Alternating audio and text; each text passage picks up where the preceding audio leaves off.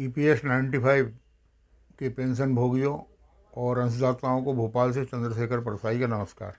अभी पिछले दिनों हमारी टीम लगातार कोर्ट केस में बहुत व्यस्त रही और हम लोग आंदोलन के अलावा न्यायालय में भी बहुत जम के हमारे लोग संघर्ष कर रहे हैं और लगातार हम लोग रिट पिटीशन दायर कर रहे हैं।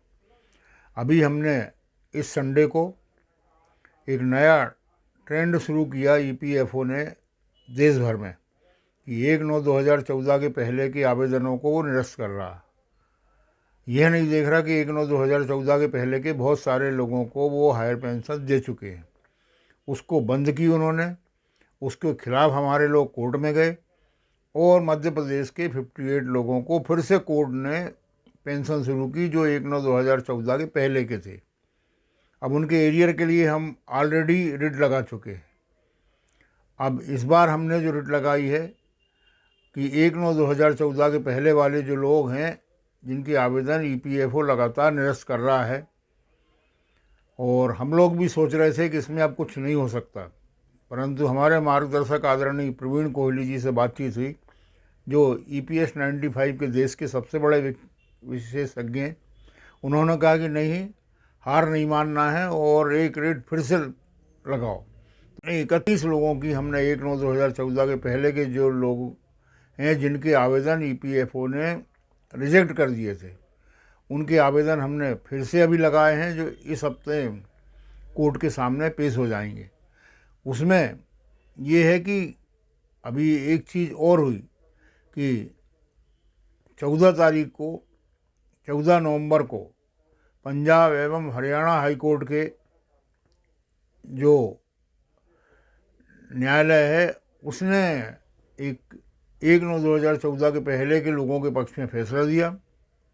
प्रवीण कोहली जी ने वो फैसला हमें भेजा, हमने उसका अध्ययन किया और उसको भी इसमें ले लिया हमने, जिसमें ये कहा गया है कि कर्मचारी की कोई गलती नहीं।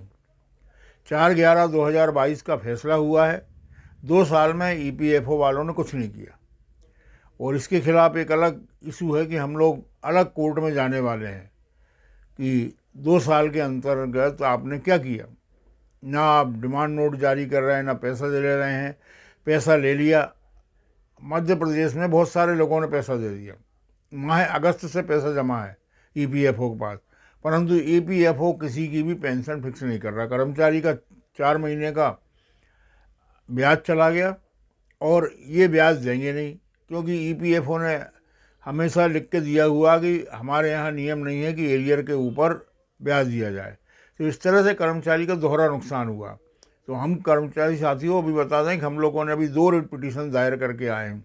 31 साथी ऐसे हैं जिनके EPFO ने आवेदन निरस्त कर दिए, जिन्होंने तय समय सीमा पर आवेदन दिए थे, परंतु इन्होंने उन आवेदनों में कुछ नहीं किया, ना डिमांड नोटिस भेजे और 2 साल तक उनको रखे रहे अपने पास और बाद में उनको अब रिजेक्ट करते जा रहे हैं।